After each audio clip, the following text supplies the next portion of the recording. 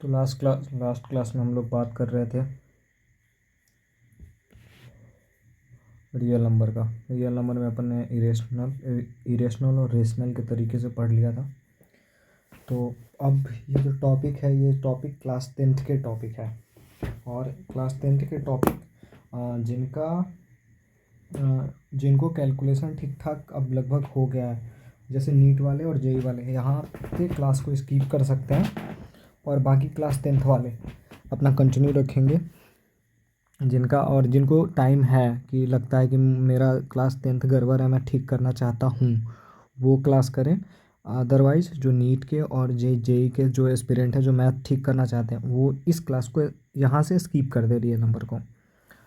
ठीक है, टाइम बर्बाद नहीं करने का, आगे बढ़ते हैं। और कर सकते हो अगर तुम्हारे पास टाइम लग रहा है कि हाँ मेरे पास आधे घंटे 45 मिनट 1 आवर है, जो मेरे प्रिपरेशन को हार्म नहीं करेगा ये 1 आवर, तो यू कैन कंटिन्यू। देखो अब बात करते हैं थ्योरम्स का। जो यहाँ पे जो थ्योरम्स है ना, ये जो अब यहाँ पे कुछ थ्योरम्स पढ़ेंगे जो एक स्टेटमेंट देगा। इसमें 2 थ्योरम पढ़ने हैं, तो याद रखिएगा थ्योरम्स क्या बोलता है। थ्योरम 1, इस थ्योरम का नाम पहले जान लेते हैं। इसको बोलता है fundamental theorem of arithmetic. Fundamental mental theorem of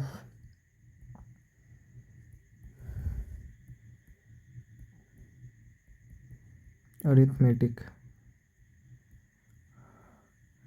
देखो अरिथमेटिक का मतलब क्या होता है, डिजिट वाले नंबर, यानी डिजिट पे खेलना है अपन को। तो ये थ्योरम क्या बोलता है वो देखिए। बोलता है कि एवरी कंपोजिट नंबर, ये एनसीईआरटी का एक पार्ट है। Every composite number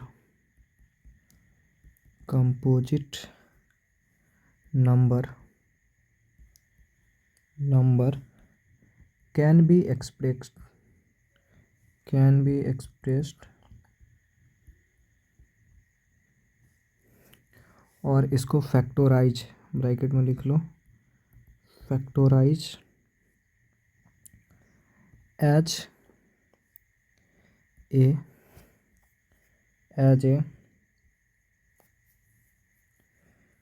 product of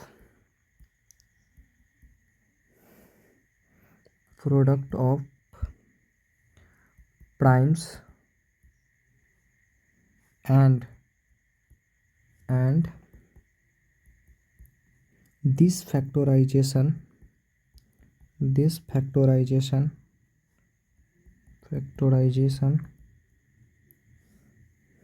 is unique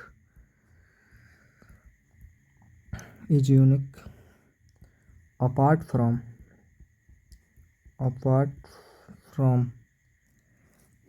the order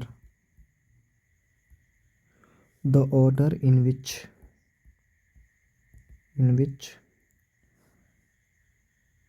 the prime factor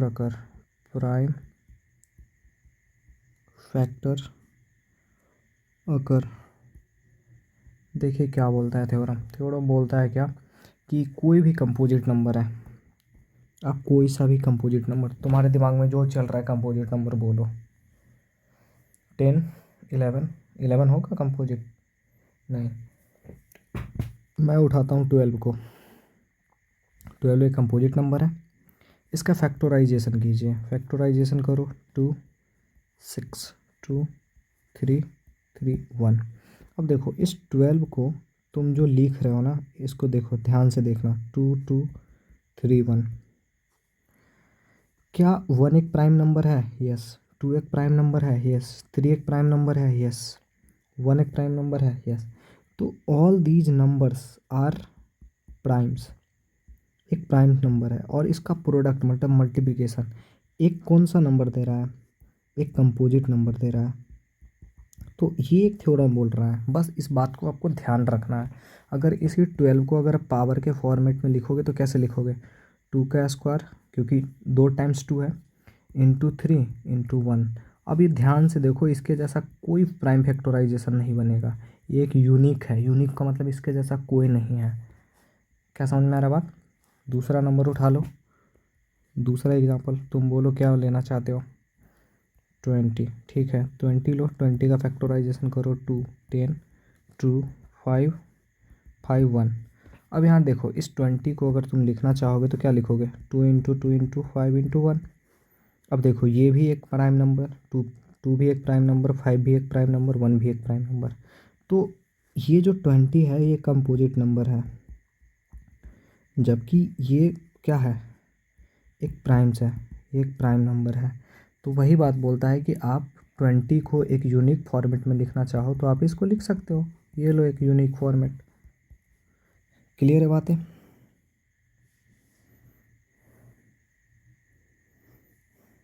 इस बात को, इस थ्योरम को बताया था गॉस नाम के साइंटिस्ट ने। गॉस, याद रखना, कभी कभी जो है ना पूछ लेता है, बोर्ड में तो नहीं पूछेगा, कॉम्पिटिटिव एग्जाम वाले सब पूछ लेते हैं कि अरिथमेटिक थ्योरम किसने दिया, तो याद रखना गॉस। इनका पूरा नाम था कार्ल फ्रेडरिक गॉस। क्लियर है बातें? यहाँ तो कोई रॉकेट साइंस बोलो नहीं है? Good, very good. या यू कैन कर सकते हो।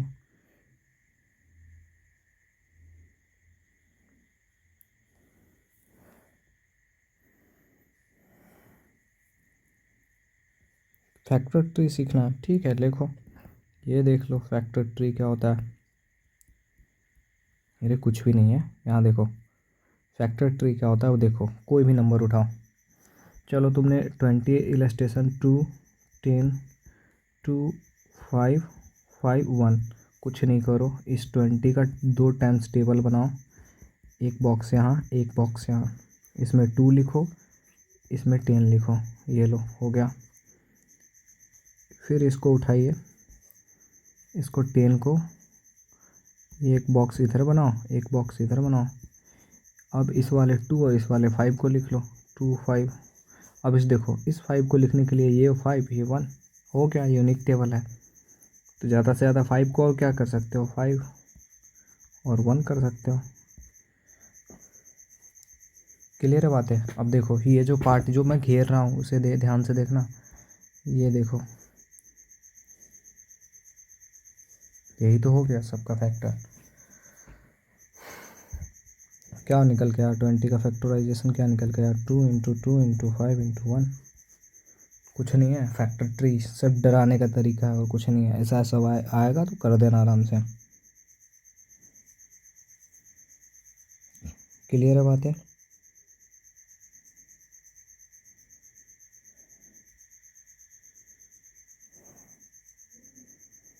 कोई यहाँ तक problem?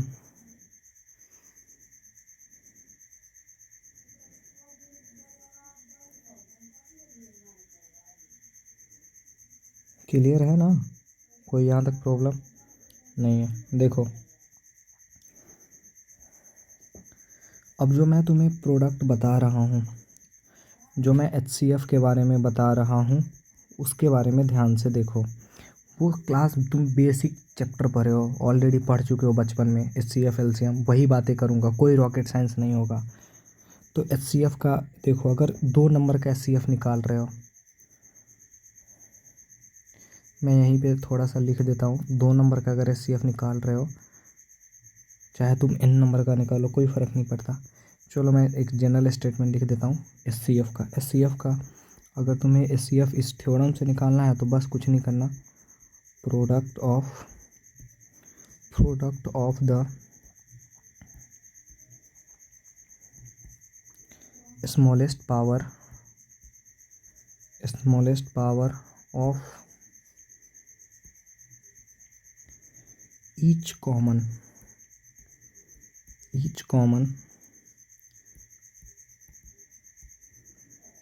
Prime factor in the number.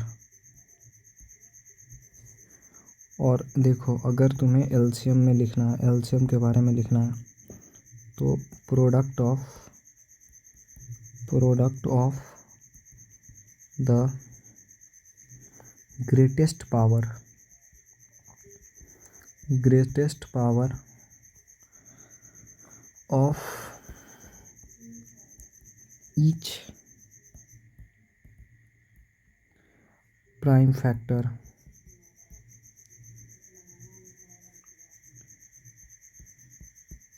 involved in the number.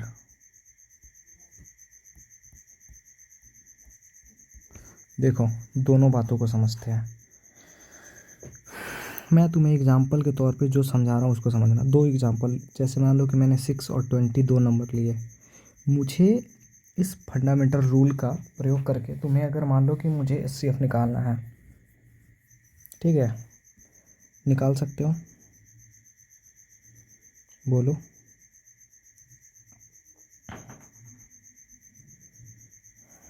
क्यों नहीं निकाल सकते? आराम से निकाल सकते हैं। पहली बात तो अभी जो एनसीईआरटी में नया नया कंसेप्ट आ रहा है उसमें तो आधे सेक्शन ही गायब कर दिया। फिर भी मैं बता देता हूँ। देखो, इसका कुछ नहीं करना। सबसे पहले क्या करना है, फैक्टर निकालो। फैक्टर 6 का फैक्टर निकालो 2 3। फैक्टराइजेशन करोगे 20 का कितना आएगा 2 10 2 5 5 1। यानी कि आप 6 को क्या लिखोगे 2 इंटू 3 इंटू 1, पावर चढ़ा के लिख लो। और 20 को क्या लिखोगे आप 20 को लिखोगे 2 का स्क्वायर, 2 टाइम्स 2 है तो 2 का स्क्वायर 5 इंटू 1। अब देखो एचसीएफ निकालना है। जब एचसीएफ निकालने की बारी आए, दिमाग ध्यान से सुनना, जब भी एचसीएफ निकालने की बारी आए सिर्फ कॉमन ढूंढो, और कॉमन में भी जो लिस्ट पावर होगा उसको ढूंढो। यहाँ ध्यान से देखो, मैं अगर बात करूँ यहाँ देखो, इसमें और इसमें क्या है, कॉमन है। उसमें 2 है, इसमें 2 का स्क्वायर है। तो जब 2 और 2 का स्क्वायर है तो इसमें एचसीएफ में सिर्फ 2 लिखाएगा। और क्या कॉमन है, 1 1 कॉमन। तो 1 ऐसे लिखते नहीं है, अगर चाहो तो तुम लिख सकते हो। तो इसका आंसर हो गया 2। अगर मैं एलसीएम की बात करूँ तो एलसीएम में सबसे पहला नंबर बात ध्यान रखना, जो कॉमन है पहले उसको लिखो। कॉमन क्या है, 2 और 2 का स्क्वायर कॉमन है, क्योंकि उसमें भी 2 है इसमें भी 2 है। तो इसमें से ज़्यादा पावर वाला को लिखो। एचसीएफ में कम पावर वाले और एलसीएम में ज़्यादा पावर। 2 और 2 का स्क्वायर में कौन ज़्यादा पावर है, तो 2 का स्क्वायर में, तो 2 का स्क्वायर को लिख लो। फिर जो कॉमन नहीं है उस सब को लिख लो। जैसे कॉमन 3 नहीं है 3 लिख लो, कॉमन 5 नहीं है 5 का कोई पेयर नहीं है, सब लिख दो। अब इसका वैल्यू निकालो, 2 का स्क्वायर 4 4 5 जा 20 23 जा 60, ये निकल के आ गया। क्लियर बात है? एक और एग्जांपल लेते हैं। एक और एग्जांपल लेते हैं। दूसरा एग्जांपल, तुम बोलो रैंडम कोई सा भी नंबर बोलो, तुम्हारी मर्जी है। कोई सा भी नंबर, तुमको जो इच्छा है वो बोलो। तुम बोलो 100, ओके। और बोलो 5 50, अच्छा ओके। और इसमें और जोड़ना है 20। चलो अब इसका तुम्हें निकालना है, क्या निकालना है तुम्हें, एलसीएम एचसीएफ। तो कुछ नहीं करो, 100 का सबसे पहले फैक्टर करो 2 50 2, उसके बाद यह हो जाएगा 25 5 5 1। 50 का करो फैक्टर 2 25 5 टाइम्स 5 5 1। 20 का फैक्टर करो 2 10 2 5 5 1। इसके अलावा तो कुछ नहीं आएगा। अब यहाँ देखो, कुछ नहीं करो, यहाँ 100 इज टू लिखो और ये वाली चीज़ें सारे उतार दो। कितना लिखोगे 2 का स्क्वायर, 2 टाइम्स है 5 का स्क्वायर, क्योंकि 2 टाइम्स 5 है इंटू 1। उसके बाद 50 लिखो, 50 का लिखिए, 50 में 1 2 है, एक 2 है, 2 टाइम्स 5 है तो 5 का स्क्वायर इंटू 1। वैसे 1 लिखते नहीं है लेकिन ज़रूरत पड़ेगा तो लिख लेंगे। फिर उसके बाद है 10 20 का है 2 का स्क्वायर, ठीक है, इंटू 5 इंटू 1। अब ध्यान से देखो, मैं जो पूछ रहा हूँ उसका जवाब देना। इन दोनों में क्या कॉमन है? बोलोगे इसमें तो सब कॉमन है, दो तीनों में है, 5 तीनों में है और 1 भी में है। हाँ बिल्कुल है। तो आपको इस बात का ध्यान रखना है कि एचसीएफ निकालते समय इन तीनों में सबसे छोटा कॉमन कौन है। तो मैं कलर चेंज कर रहा हूँ, इसको समझते हैं। देखो इन तीनों में सबसे छोटा कॉमन में सबसे छोटा कौन सा पावर है, टू, ये देखो ये वाला टू, तो इस यहाँ पे कुछ नहीं करना, एक टू को चिपका देना है, सबसे छोटे पावर को चिपका, HCF में छोटा पावर इनटू 5। देखो अगर तुम 5 में चेक करोगे, यहाँ देखो 5 में, तो 5 में कौन सा सबसे छोटा पावर कौन सा है, ये वाला 5। अगर जो छोटा रहेगा वही लिखो, तो इसकी वैल्यू कितनी, इसकी वैल्यू लिख दो 5 इंटू 1 तो कॉमन है, तो इसका वैल्यू कितना, 5 टू 10, 10 आ गया HCF, फंडामेंटल लॉ से। अब बात करते हैं किसका, एलसीएम का। एलसीएम निकालने में देखो कॉमन में, इन सब में कॉमन में देखो मैक्सिमम पावर कौन सा है, 2 में सबसे मैक्सिमम पावर है 2 का स्क्वायर, तो 2 का स्क्वायर लिख लो। फिर इस कॉमन में 5 में, जो 5 तीनों में 5 है, उसमें से मैक्सिमम पावर कितना है, तो 5 का स्क्वायर है, 5 का स्क्वायर लिख लो। और 1 भी कॉमन है, तो 1 तो लिखना चाहो तो लिखो, नहीं लिखना चाहो मत लिखो। 2 2 जब 4, और 5 का स्क्वायर का मतलब 10 नहीं होता, 5 का स्क्वायर का मतलब 25, 5 में 5 से मल्टीप्लिकेशन करो, 25 4 जा 100, ये निकल के आ गया 2 वैल्यू। यही तो निकालना है, इसमें कौन सा रॉकेट साइंस है बताओ।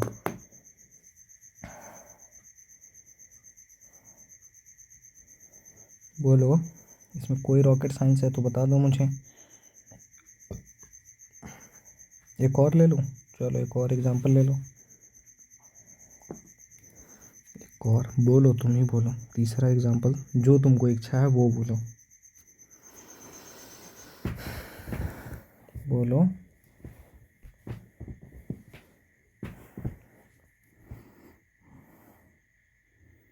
56, ठीक है, आगे बोलो।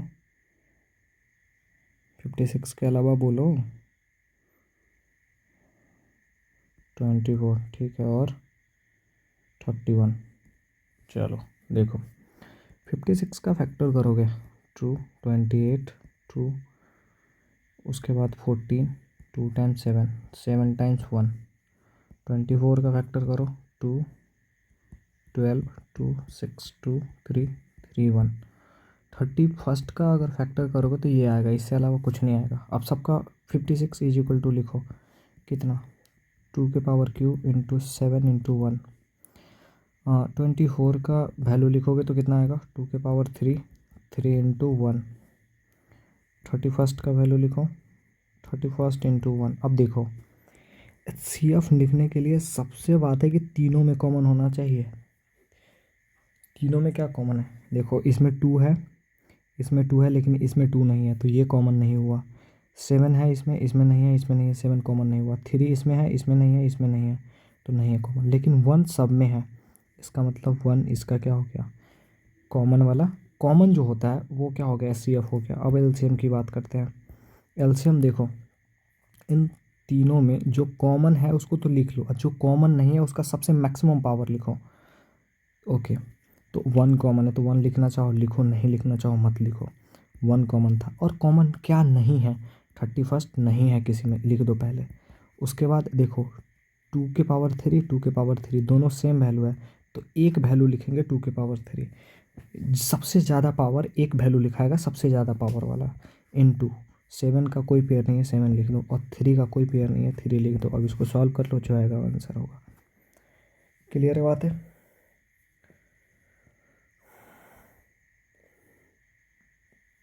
देखो आगे फिर से देखो, ये कंसेप्ट है।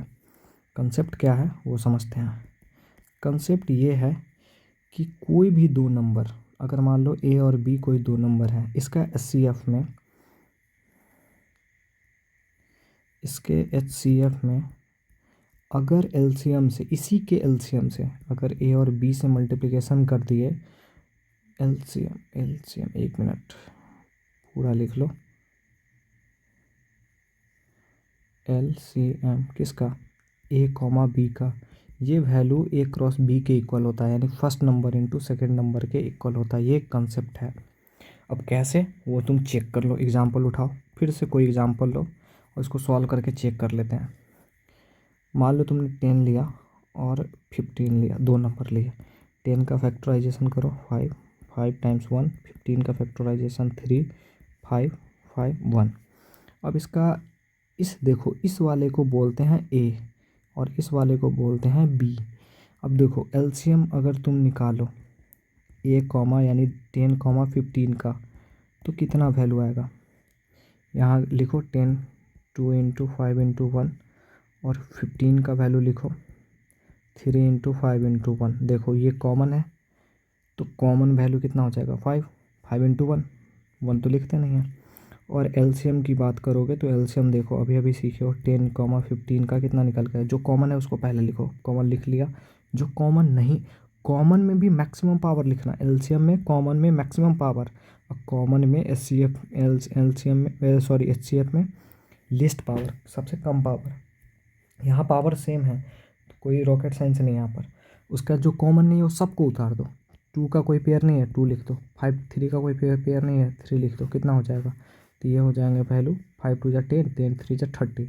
अब देखो, अब इसको चेक करते हैं, चेक लगाते हैं वो कंसेप्ट सही है कि नहीं। तो क्या बोलता है ऊपर वाला कंसेप्ट कि अगर एलसीएम आपने निकाला है 10, 15 का, इसमें अगर मल्टीप्लिकेशन करोगे एलसीएम का वैल्यू 10, 15 का, ये वैल्यू 10, 15 के इक्वल होना चाहिए। अब चेक कर लेते हैं, ये वैल्यू निकल के आया है 5, ठीक है, और ये वैल्यू निकल के आया है 30 एलसीएम का, is equal to 10 into 15। Solve करो तो 5 3 जा 15, 150, और 10 15 जा 150। सही है, क्लियर है बातें। हाँ, ये 3 नंबर के लिए अलग रूल होता है जो एनसीईआरटी के लास्ट पेज में दिया हुआ है तुम्हारा, 2 के लिए लागू करना। कोई रॉकेट साइंस यहाँ तक।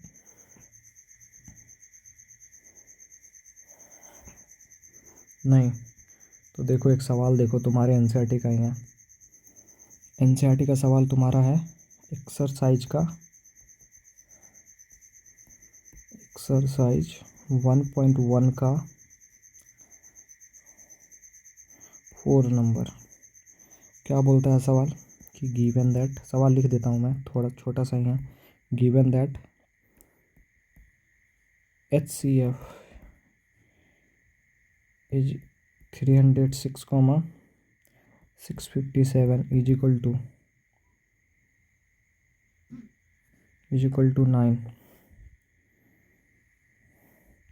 फाइंड एलसीएम, फाइंड एलसीएम कितने कितने का, 306, 657 का।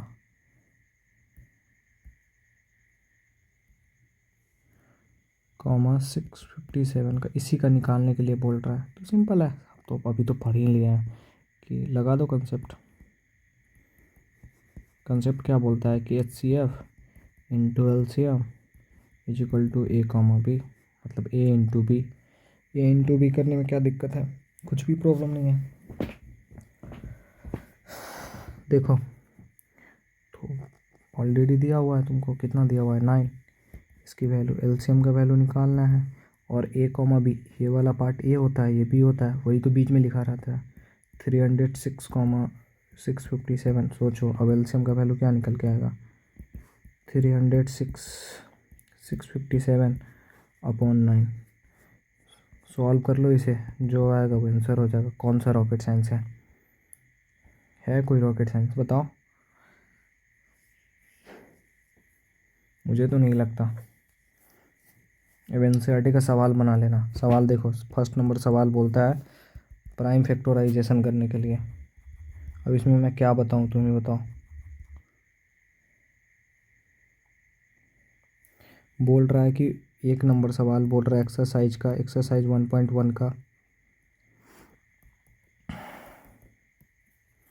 1.1 का प्राइम फैक्टराइजेशन, 140 का प्राइम फैक्टराइजेशन। पहला सवाल है, कर लो। लो 72, 35, 5 टाइम्स 7, 7 1। 140 को ऐसे करके लिख दो, 2 इंटू 5 इंटू 7 इंटू 1। इसको सजा के और लिख दो, 2 का स्क्वायर, 5 इंटू 7 इंटू 1। ये हो गया आंसर, बाकी कर लेना। दूसरा सवाल तुमको बता ही दिए हैं एलसीएम कैसे निकालते हैं प्राइम फैक्टराइजेशन से, और चेक भी करना है तो वेरीफाई करना है, तो वो भी तुमको सिखा ही दिए। 3 नंबर वाले भी हो गए। अब नेक्स्ट जो सवाल है वो थोड़ा अच्छा सवाल है, पावर का रिजॉल्व करके। क्लियर है बातें।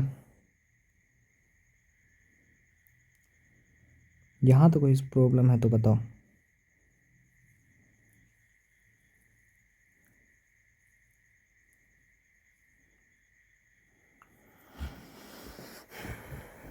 बोलो।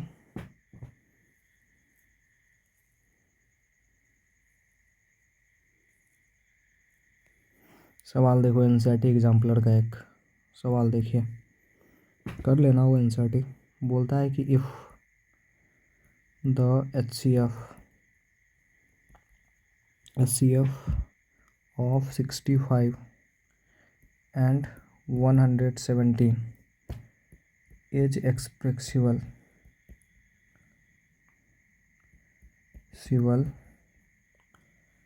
in the form of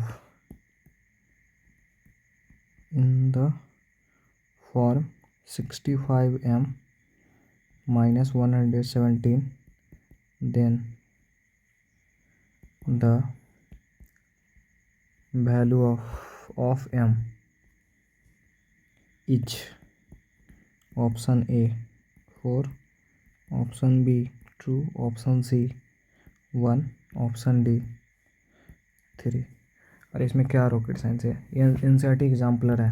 exemplar NCERT का एग्जाम्पलर बुक आती है, ख़रीद लेना। उससे सवाल आते हैं सीबीएसई में। और देखो यहाँ कुछ नहीं करना, एचसीएफ निकालो। एचसीएफ जिस मेथड से तुम्हें निकालना आता है उस मेथड से निकालो, कोई रॉकेट साइंस नहीं है, समझा? चलो निकालो 65। चलो तुम पहले वाले मेथड से ही निकाल के बताओ, आता है ये? वन टाइम्स ही होगा ना?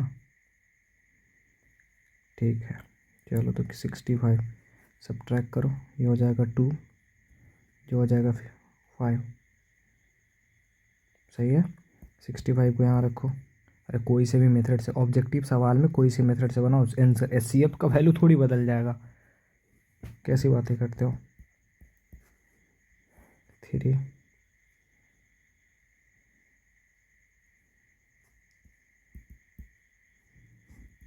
कितने बोलो? 4 टाइम्स। कितने आए निकल के? 4।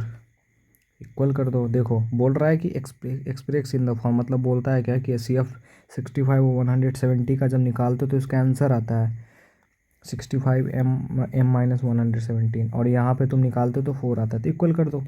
65m-117 is equal to 4। 65m, ये माइनस में उस तरफ जाएगा तो प्लस में 117। 65m is equal to 121, m is equal to 121/65। सही है।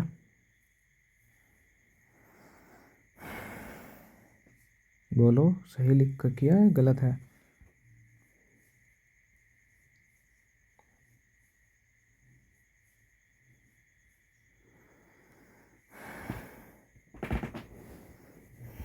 फटक से बोलो। डिवाइड दो तो, डिवाइड दो।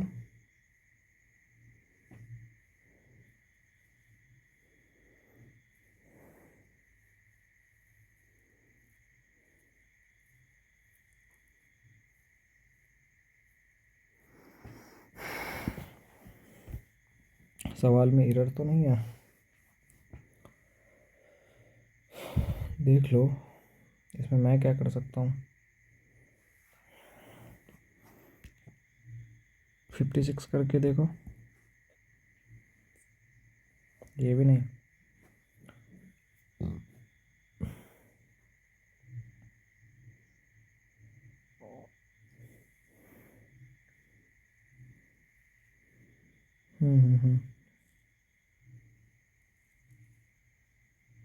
नहीं नहीं, वो तो सही है,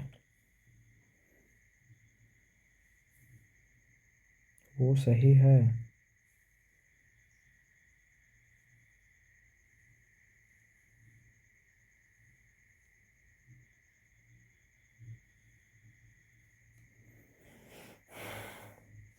ओहो, sorry sorry sorry, this is my mistake. Oh good good Saurabh. 13 से डिवाइड हुआ, 13 से। तुम लोगों को पढ़ा पढ़ा के मेरा भी दिमाग लग रहा है कि तुम लोगों जैसा हो गया। नहीं, 30 ऐड करो, ये हो जाएंगे 130। हाँ, जितने से लास्ट में मल्टीपल हो जाता है पूरे टाइम्स, वो होता है उसका वैल्यू एलसीएम का। वैसे तुम निकाल सकते हो फैक्टर वाले मेथड से। तो ये कितने आ जाएंगे, ये आ जाएंगे 130, 2 टाइम्स एम का वैल्यू आ जाएगा 2। क्लियर बात है? मैं करके दे देता हूँ। 65 को आप क्या लिखोगे, 5 × 13, और 117 को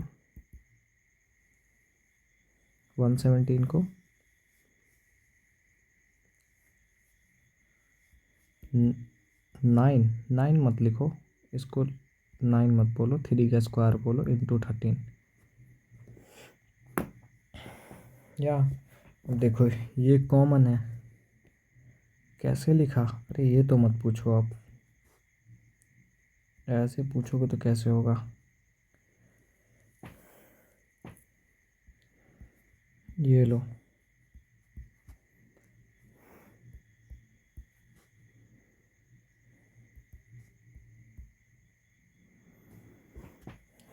तसल्ली हो गई, इक्वल कर दो, इसमें क्या है। क्लियर है बात है? या